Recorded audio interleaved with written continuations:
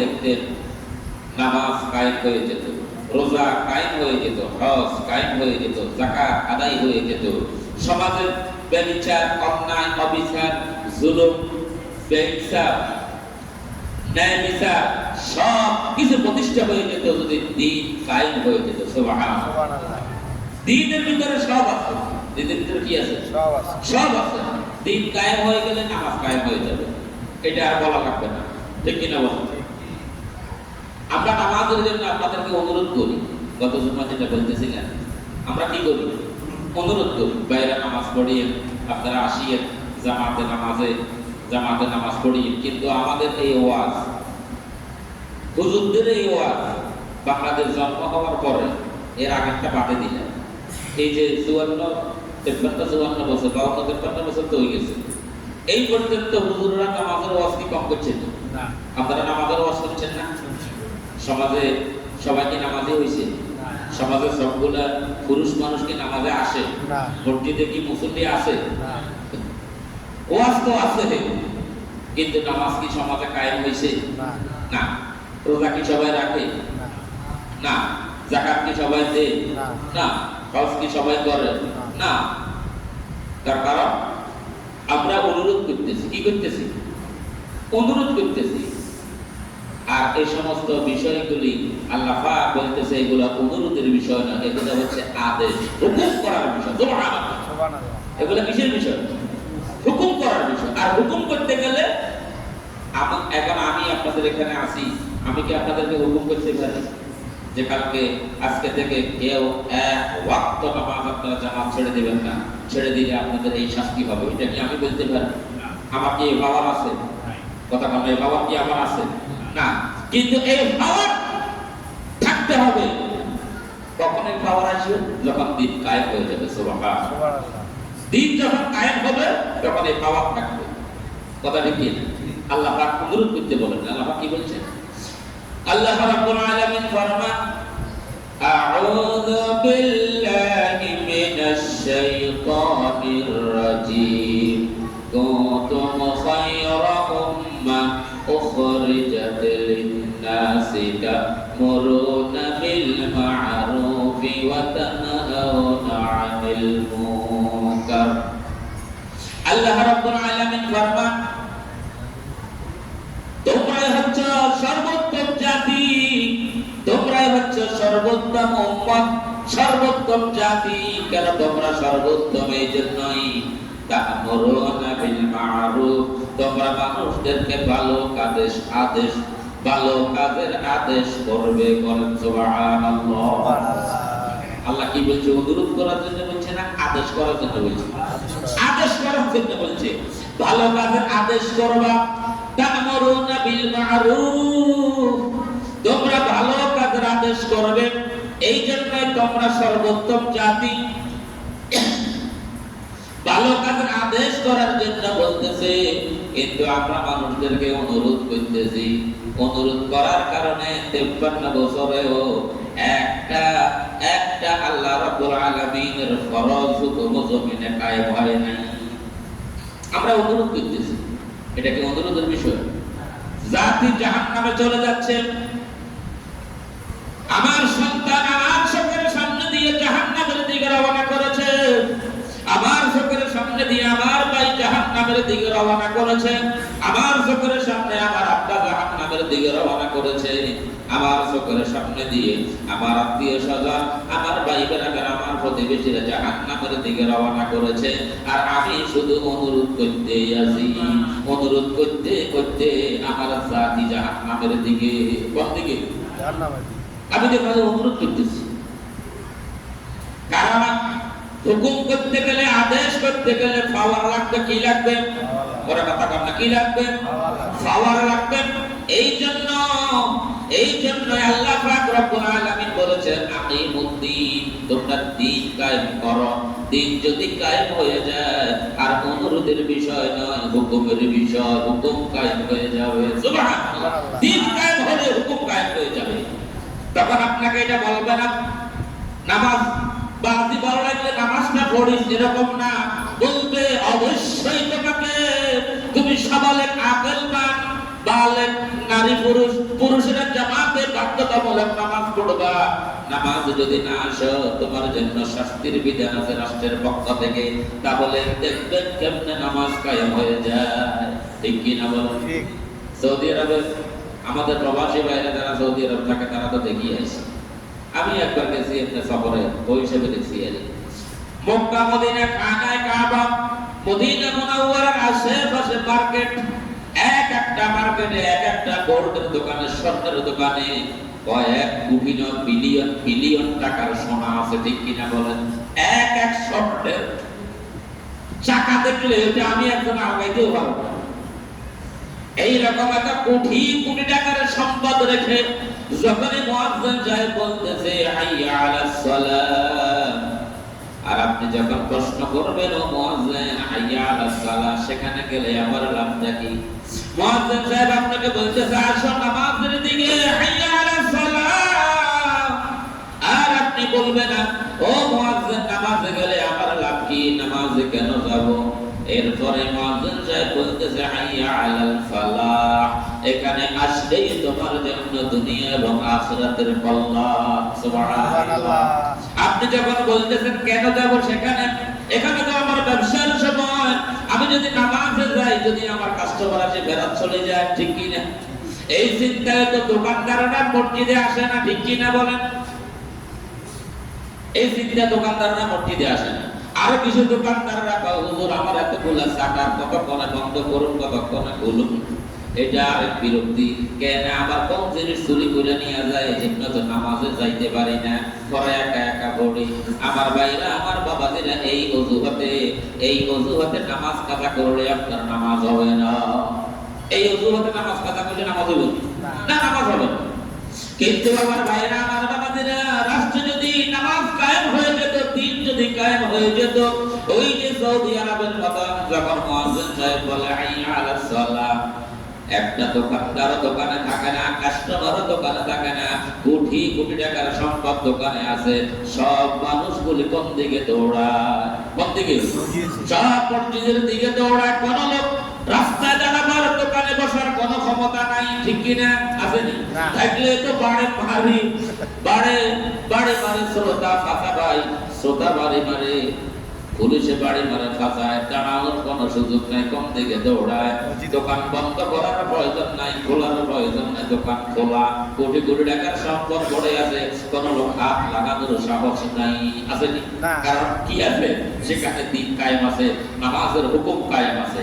আপনি যখন নামাজে যাবেন, আপনার এই দোকান, আপনার ব্যবসা, আপনার ঘর, আপনার বাড়ি, আপনার সম্পদ পাহারা দেওয়ার দায়িত্ব রাষ্ট্রের। কার? রাষ্ট্রের দায়িত্ব। এই জন্য আপনি নির্দ্বিধায় চলে যাবেন মসজিদে, দোকানকে পাহারা দিবে, এটা আমার চিন্তা করার দরকার না, এটা রাষ্ট্রের কাজ। কার কাজ? এই জন্য নিশ্চিন্তায় দোকানদাররা কোটি কোটি টাকার সম্পদ রেখে নামাজে যায়, কেউ দোকানে বসে থাকে না, ঠিক কিনা বলেন? কাস্টমার মসজিদে, দোকানদারও মসজিদে। ওই সময় কাস্টমার জানে আমি এখন দোকানে গেলে দোকানদার পাওয়া যাবে না, তার কারণ দোকানদারও তো মসজিদে। এতে কিনে কি, ঠিক কিনা বলেন? এই জন্য আমার আল্লাহ পাক ফরমান তা'মুরুনা বিল মা'রুফ, তা'মুরুনা বিল মা'রুফ, ভালো কাজের আদেশ করবে। ভালো কাজ কি করার জন্য বলছে? আদেশ করো, হুকুম করো। এখানে অনুরোধের কোনো বিষয় না। আমরা তো অনুরোধ করি বছর পর বছর, আমরা ওয়াজ করি, আমরা বয়ান করি, আমাদের ওয়াজে মসজিদে মুসল্লি বাড়ে না, ঠিক কিনা? কত ওয়াজ মাহফিল হয়, কত তাফসীর মাহফিল হয়, কত পীর সাহেবেরা খানকার ভিতরে জিকিরের মাহফিল করে, মানুষদেরকে কত ভাবে বুঝায়। আমাদের তাবলীগ জামাতের ভাইরা নিজের খায়া নিজের কইরা মসজিদে যায়, বাড়ি যায়, মানুষদেরকে হাতে ধরে পায়ে ধরে বুঝায়, বাইরে নামাজ পড়িয়েন, বাইরে নামাজ পড়িয়েন। আজ পর্যন্ত 53 বছরে আমরা সমাজের মানুষদেরকে মসজিদে যেতে পারলাম না। পাচ্ছি? যদি আমার ভাইরা একবার যদি রাষ্ট্রে যদি এটা কায়েম হয়ে যায়, রাষ্ট্র যদি হুকুম করে দেয় কালকে ফজর থেকে সবাই মসজিদে আসবা, তারা আসবা না, তোমাদেরকে শাস্তির আওতায় নিয়ে আসা হবে, তোমাদের জরিমানা হবে, জেল হবে। দেখবেন কেমনে নামাজ কায়েম হয়ে যায়, দেখবেন কেমনে নামাজ কায়েম হয়ে যায়। এই জন্য পাওয়ার দরকার। কি লাগবে? ওর কথাটা আমরা কি লিখবো? পাওয়ার লাগবে। এই জন্য পাওয়ার লাগবে। কি লিখবো? পাওয়ার। যারা এটার পক্ষে কথা বলবে, আগামী নির্বাচনে এই সমস্ত দিয়ে সংসদে পাঠাইবেন, ঠিক কিনা কন? ওর কথা কন, রাজি আছেন কি? তখন তো আপনারা চা কাপ খাইয়া বলবেন দুর্নীতিবাজরে আমার দে, চোরের আমার দে, ডাকাতের আমার দে। 500 টাকার একটা নোট পাইলে এই বান্দারা ইমান বিক্রি করে দে।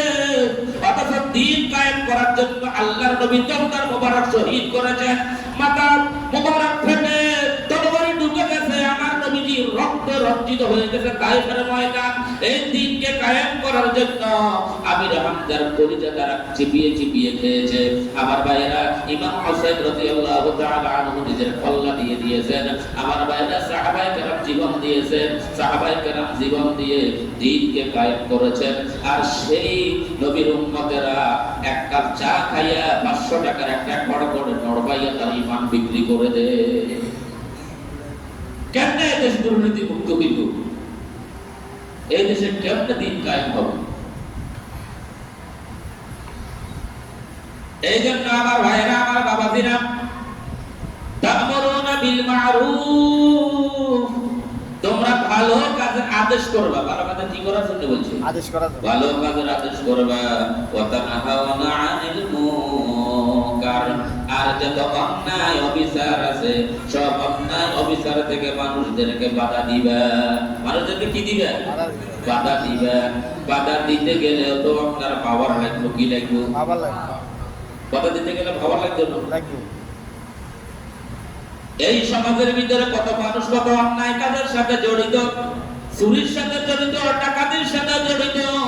আমরা দেখেছি কোটি কোটি টাকার দুর্নীতি যারা করেছে, কেউ কি বাধা দিতে পেরেছে? কি কর? এই গ্রামে যার দল বল আছে, ক্ষমতা আছে, সে তো কত অন্যায়ের সাথে জড়িত। আর বাকিরা সবাই দেখে আর মুখ বুঝে সহ্য করে। কথা কম দেখো না, কথা বলে এত অবস্থা খারাপ করিয়ে লাগব, ঠিক কিনা? কিন্তু এখানে আপনি অন্যায় কাছ থেকে বিরত হইলে আপনার কি লাগবে? ভালো লাগবে, লাগবে কি লাগবে না? এই জন্য আল্লাহ রাব্বুল আলামিন ফরমান যে আমি নবীদেরকে হুকুম করেছি দিন কায়েম করো। দিন কায়েম হলেই সব কায়েম হয়ে যাবে। সুবহানাল্লাহ। এরপরে আসেন এই আয়াতের আমরা আরেকটু সামনের দিকে যাই। আমি এই আয়াতের আলোচনা শেষ করতে চাই। আর আকিমুদ্দিন, আল্লাহ পাক বলতেছে আমি নবীদেরকে অর্ডার করেছি তোমরা দিন কায়েম করো। দিন কায়েম করলেই শরীয়ত কায়েম হয়ে যাবে। সুবহানাল্লাহ। আল্লাহ আমাদেরকে তৌফিক দান করিয়া আমিন। এরপরে এই আয়াতে আল্লাহ পাক বলতেছেন, এর পরের অংশ বলতেছেন ওয়ালা তাতাফাররাকু ফী,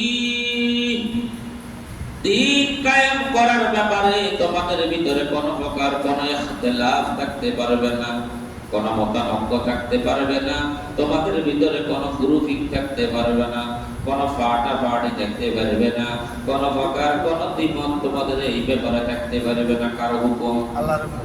দিন কায়েমের ব্যাপারে তোমাদের ভিতরে কোনো প্রকার কোনো মতানৈক্য থাকতে পারবে না। কে বলছেন? আল্লাহ। আমাদের ভিতরে বিভিন্ন বিষয়ে কিছু মতানৈক্য আছে না নাই? আছে। বিভিন্ন পার্টি, বিভিন্ন মতের, বিভিন্ন দলের, বিভিন্ন গোত্রের, শরীয়তের বিষয়ে অনেক কিছু নিয়ে আমাদের ভিতরে বিভিন্ন দলের ভিতরে অনেক কিছু মতানৈক্য আছে না নাই? আছে। আবার কিছু কিছু শরীয়তের ভিতরে মতানৈক্য, শরীয়তের জায়েজ আছে। কি আছে? জায়েজ আছে। আবার উলামায়ে কেরামদের ভিতরে যে কিছু কিছু মতানৈক্য, এটাকে আবার আল্লাহ রাসূল বলেছেন ইখতিলাফে উলামা আর রাহমা। উলামায়ে কেরামদের ভিতরে যে ইখতিলাফ, এটা হচ্ছে আল্লাহর পক্ষ থেকে একটা রহমত। সুবহানাল্লাহ।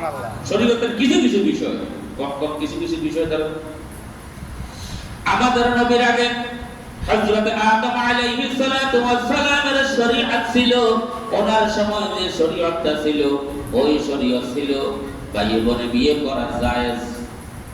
এটা হচ্ছে আদমের শরীয়ত, কার শরীয়ত?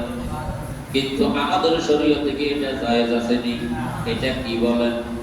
হারাম। কি বলেন? হারাম। আমাদের সময় ভাই বোনে বিয়ে করা কি হারাম? সবাই বলেন হারাম। আদমের সময়টা ছিল জায়েজ। নবীদের সময়ও শরীয়তের কিছু কিছু বিষয়ে মতানৈক্য ইখতিলাফ ছিল। ছিল কি ছিল না? ছিল। আমার ভাইরা, আমার বাবাজিরা, আমাদের নবীর আগে সমস্ত নবীরা সমস্ত নবীদের জন্য, নবীদের উম্মতের জন্য গনিমতের মাল ছিল হারাম। গনিমতের মাল, মালে গনিমা, গনিমতের মাল বুঝেননি? ওই যে শত্রু পক্ষের সাথে যখন মোকাবেলা ও যুদ্ধ হয়, আর যখন শত্রু পক্ষ পরাজিত হইয়া সেখানে তাদের ধন সম্পদ, টাকা পয়সা, অর্থ করি যেগুলো রেখে চলে যায়, এগুলাকে বলা হয় মাল গনিমা। এগুলাকে কি বলে? আমাদের নবীর আগে যত নবীরা, যত উম্মত ছিল এই জমিনে, তাদের জন্য গনিমতের মাল ছিল না জায়েজ, তারা এগুলা বক্ষণ করতো না। আর আমাদের নবীর জন্য গনিমতের মালকে আল্লাহ রাব্বুল আলামিন জায়েজ করে দিয়েছেন। সুবহানাল্লাহ। গনিমতের মাল আল্লাহর নবীজি এগুলা নিতেন, এরপরে সাহাবায়ে কেরামদের ভিতরে সমানভাবে বন্টন করে দিতেন। তাহলে নবীদের সাথে নবীদের শরীয়তের কিছু বেশকম ছিল কি ছিল না? ছিল, কিছু ইখতিলাফ ছিল। আমার ভাইয়েরা, একদিন আল্লাহর নবী, আমাদের নবী মুহাম্মদুর রাসূলুল্লাহ সাল্লাল্লাহু আলাইহি ওয়াসাল্লাম এশার নামাজটা জামাতে পড়ার পরে মুসল্লিদের দিকে ফিরলেন। এরপরে সাহাবায়ে কেরামদেরকে বলতেছেন, ও আমার সাহাবায়ে কেরাম, আমরা যে সময় আজকে এশার নামাজটা পড়লাম, এই সময় এশার নামাজ আর কোন উম্মত এই দুনিয়াতে কেউ পড়ে নাই। আল্লাহু আকবার। মানে আমাদের আগে যত নবী পৃথিবীতে আসছে, যত উম্মত ছিল, কোন উম্মত, কোন নবী এই সময় নামাজ তারা পড়ে না। তার কারণ এশার নামাজ কোন উম্মতের সময় ছিল না। সুবহানাল্লাহ। সর্বোচ্চ নামাজ ছিল 4 ওয়াক্ত, যেটা ছিল ঈসা আলাইহিস সালাতু ওয়াস সালামের সময়, ওনার উম্মতের জন্য নামাজ ছিল 4 ওয়াক্ত। এর আগে এশার নামাজ আর কোন উম্মত পড়ে নাই। আমরা যেটা পড়ি আলহামদুলিল্লাহ। কাকা এটা বলতেছি এই জন্য আপনাদেরকে বুঝাইতেছি, শরীয়তের কিছু কিছু বিষয় নবীদের সময়ও কি ছিল, কিছু মতানৈক্য, কিছু বেশ কম ছিল। এরপরে আসেন ইমামুল আযম, ইমাম আবু হানিফা রাহিমাহুল্লাহ, তিনি বলেছেন ইমামের কেরাত, মুসল্লিদের কেরাত, ইমামের পিছনে যদি মুসল্লি সূরা ফাতিহা পড়ে, তার নামাজ, তার নাম সূরা ফাতিহা পড়ার তার দরকার নাই, ইমাম সাহেব পড়লে তার আদায় হয়ে যাবে। ইমামুল আযম উনি বলেছেন। আর ইমাম শাফি রাহিমাহুল্লাহ তিনি বলেছেন, না, ইমাম সাহেবের পিছনে মুসল্লি সূরা ফাতিহা পড়াই লাগবে, না পড়লে নামাজ হবে না। দুইজন ইমাম একই বিষয়ে দুই রকমের ফতোয়া দিয়েছেন। কিন্তু আমার ভাইয়েরা, আমরা যখন বিদেশে গিয়েছি, আমরা শাফি মাযহাবের ইমামদের পিছনে নামাজ পড়েছি, ঠিক কিনা বলেন? কিন্তু কোন আলেম কি বলেছে আপনাদের নামাজ হবে না? এ কথা কেউ বলেছে না। আবার যখন আমি নিজে আলহামদুলিল্লাহ দুবাইতে কয়েকটা মসজিদে আমি একদিন, 2 দিন না বহুদিন নামাজের ইমামতি করেছি, শত শত আরবি লোকরা আমাদের পিছনে নামাজ পড়েছে।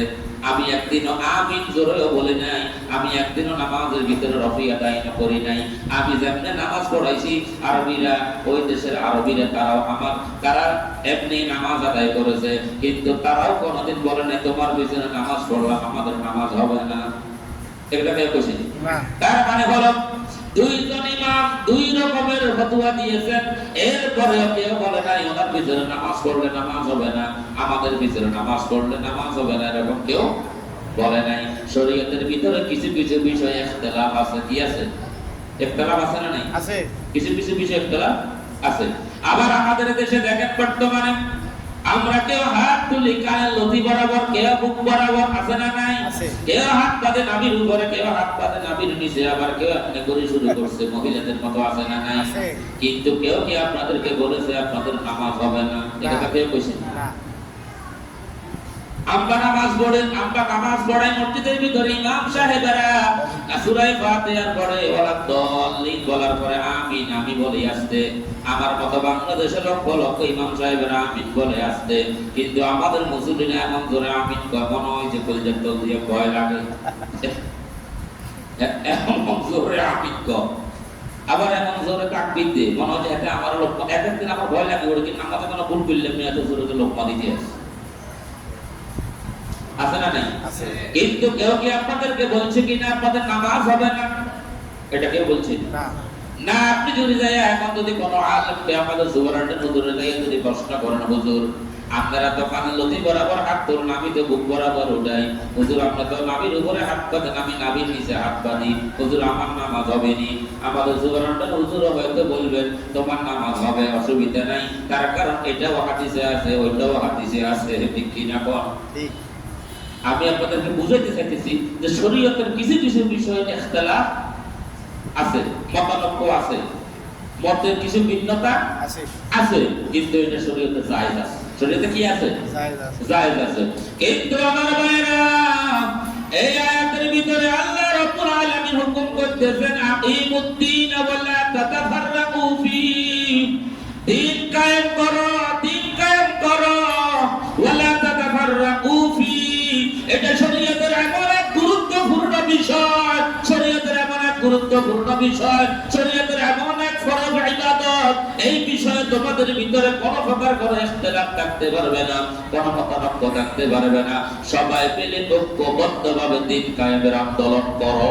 আল্লাহু আকবার। আল্লাহু আকবার। কে বলেছে? আল্লাহ।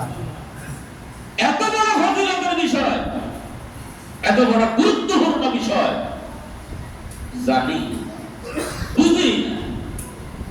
অন্যান্য বিষয় আপনি ইখতিলাফ করেন, শরীয়তে জায়েজ আছে কিছু কিছু বিষয়, যেগুলা কিছু বললেন। দিন কায়েম এমন এক ইবাদত, গুরুত্বপূর্ণ ইবাদত, ফরজ ইবাদত। আল্লাহ পাক সরাসরি হুকুম দিচ্ছেন ওয়ালা তাতাফাররাকু ফি, খবরদার দিন কায়েমের আন্দোলনে কোনো প্রকার তোমাদের ভিতরে কোনো ইখতিলাফ থাকতে পারবে না।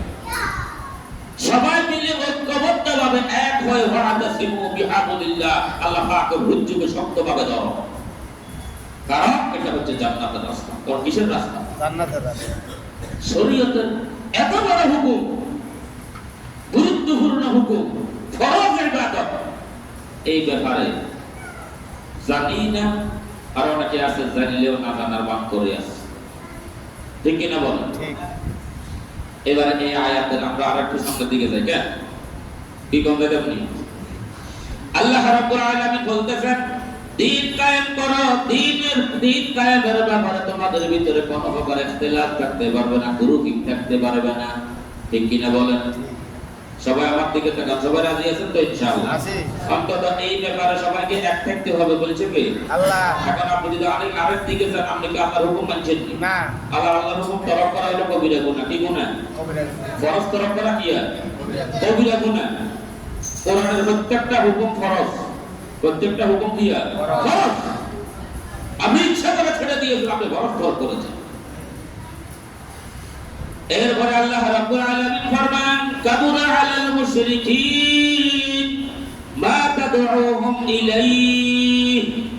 ওগো আল্লাহর রাসূল, আমি আপনাকে দিন কায়েম করার জন্য বলেছি, কিন্তু আপনি যখন দিন কায়েমের জন্য চেষ্টা চালাবেন, দাওয়াত দিবেন, কাবুরা আলাল মুশরিকিন, আপনাকে মুশরিকেরা বাধা দিবে। কে কর? আল্লাহ। এই আয়াত এর বাকি অংশ সামনের দিকে আসি। কাবুরা আলাল মুশরিকিন, মুশরিকরা আপনাকে বাধা দিবে, যারা শিরক করে তারা আপনাদেরকে বাধা দিবে, তারা আপনাকে বাধা দিবে। মা তাদউহুম ইলাইহি, আপনার এই দাওয়াতকে তারা সহজভাবে নেবে না, তারা আপনার এই দাওয়াতকে কোনোদিন তারা সহ্য করবে না। কে কয়? তারা আপনাকে বাধা দিবে, ঠিক কিনা বলেন? এবার আপনারা জবাব দেন। আমাদের দেশে কোন মানুষ নামাজের ওয়াজ করে জেলখানায় গেছেনি? রোজার ওয়াজ করে জেলখানায় গেছেনি? হজের ওয়াজ করে কেউ জেলখানায় যায় না, যাকাতের ওয়াজ করে কেউ জেলখানায় যায় নাই, কিন্তু দিন কায়েমের কথা বললে জেল আছে না নাই? জরিমানা আছে না নাই? মামলা হামলা আছে না নাই? তার কারণ আমার আল্লাহ বলেছেন কাবুরা আলাল মুশরিকিন। এবার রাসূল, আপনি যখন দিন কায়েমের জন্য সংগ্রাম করবেন, মুশরিকেরা আপনাকে বাধা দিবেই। কারা বাধা দিবে? আল্লাহ পাক বলতেছেন মুশরিকেরা বাধা দিবে, যারা শিরক করে আল্লাহর সাথে। কিন্তু আমরা দেখতেছি বর্তমান সমাজে যারা দাড়িওয়ালা, টুপিওয়ালা, জুব্বাওয়ালা, কালিমাওয়ালা, হজওয়ালা, যাকাতওয়ালা, আমাদের সাথে নামাজ পড়ে, জানাজার নামাজে যায়, বাবার 40 দিন না খাওয়ায়, 7 দিন না খানা খাওয়ায়, কোরআন খতম করায়, আজকে যাকাত দেয়, সে হজে যায়, সব ভালো কাজ করে। এরপরে এই লোকটা দিন কায়েমের কথা বললেই লোকটা বাধা দেয়, এই লোকটা দিন কায়েমের কথা শুনলেই তার কলিজার ভিতরে চুলকানি আছে না নাই, তার অন্তরের ভিতরে জ্বালা পড়া শুরু হয়ে যায়, সেইটাকে সহ্য করে না, সেইটাকে মেনে নিতে পারে না।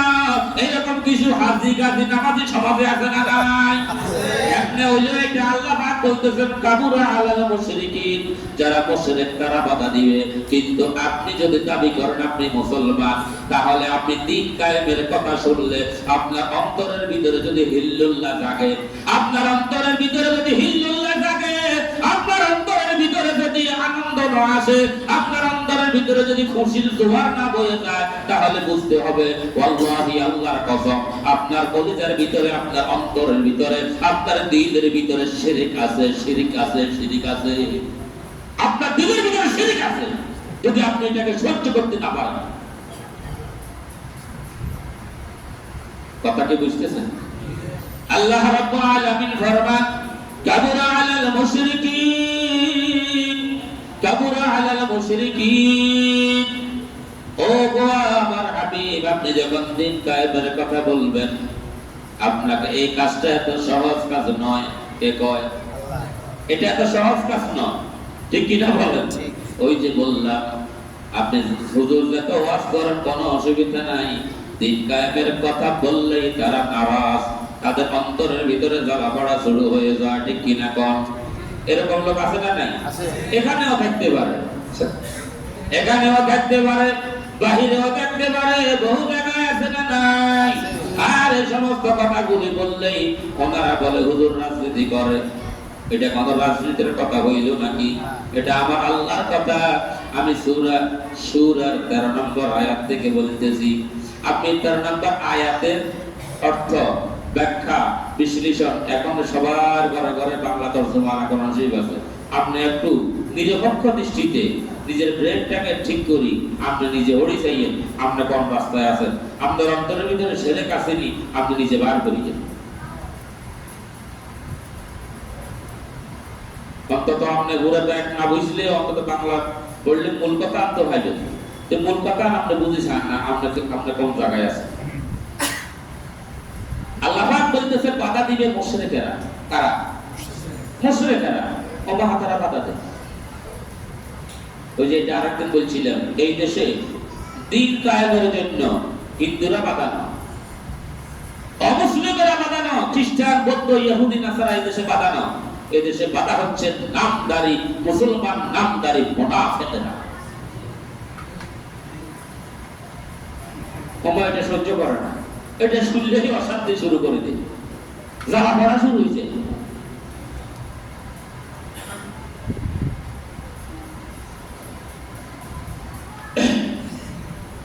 আমার ভাইয়েরা, আমার বাবাজিরা, এই কাজটা এত সহজ নয়, এই কাজটা এত সহজ নয়।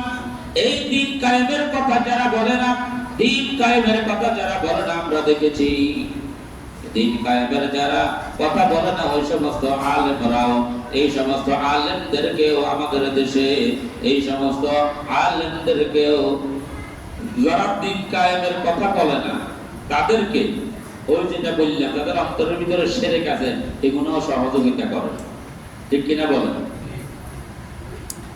তারা আমাদেরকে দেখায় আমাদের দলেও অনেক আলেম ওলামা আছে, ইয়েনে যেগুলো আলেম আছে এগুলো নাকি আমরা আলেম বলে স্বীকার করতে পারিনি। কেমনে সম্ভব? যারা দিন কায়েমের কথা বলে না, তাদেরকে সহযোগিতা করে, তাদেরকে হাদিয়া দেন, তাদের কাছে আসে মানুষ হাদিয়া নিয়ে আসে, তাদের কাছে আসে মানুষ বিভিন্ন রকমের হাদিয়া তওবা নিয়ে আসে। আর যে লোকগুলো দিন কায়েমের কথা বলে, আমরা দেখেছি তাদের উপরে কিভাবে অত্যাচারের স্টিম রোলার তারা চালিয়েছে, কি নির্যাতন চালিয়েছে, কি জুলুম তাদের উপরে করেছে আমরা দেখেছি। তাদের বাড়িঘর গুলো জ্বালিয়ে দিয়েছে, বুলডোজার দিয়ে বাড়িঘর গুলো ভেঙে দিয়েছে, তাদের ব্যবসা প্রতিষ্ঠান গুলো জমিনের সাথে মিশিয়ে দিয়েছে, এটা আমরা নিচ্ছকে দেখেছি। তাদের একটা মাত্র অপরাধ হচ্ছে তারা দিন কায়েমের কথা বলেছে।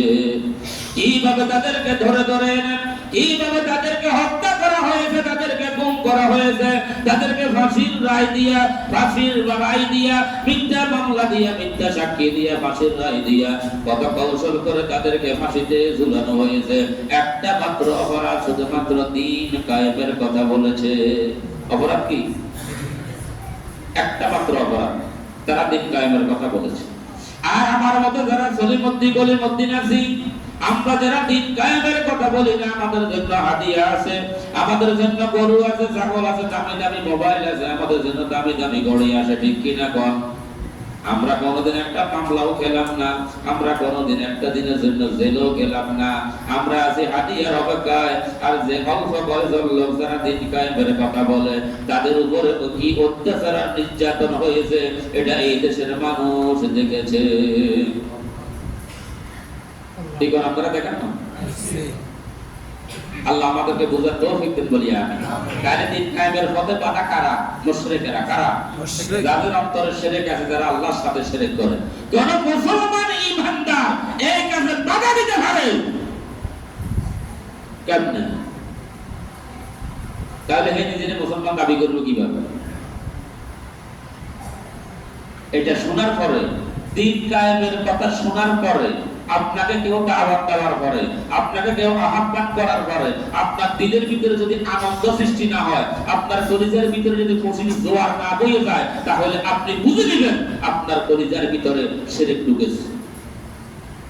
তওবা করার সময় আছে এখনো। কিসের সময় আছে? তওবা করেন। এখনো সময় আছে, তওবা করেন। এখনো সময় আছে, তওবা করে আমরা আল্লাহর দিকে ফিরে আসি। আমরা তওবা করে আল্লাহর দিকে ফিরে আসি। এই আয়াতের আরো একটু অংশ বাকি আছে। আরো একটা অংশ কি আছে? বাকি আছে। কাবুরা আলাল মুশরিকিনা মা তাদউহুম ইলাইহি। এরপরে আল্লাহ পাক বলতেছেন আল্লাহু ইয়াজতাবি ইলাইহি মান ইয়াশা ওয়া ইয়াহদি ইলাইহি মান ইউনিব। আরো একটা অংশ বাকি আছে। এই অংশের আলোচনা আগামী জুমা করে আমরা এই আলোচনাটা শেষ করব ইনশাআল্লাহ। ওয়া মা আলাইনা ইল্লাল বালাগ। যারা পড়ে আসছেন সুন্নাত পড়েন।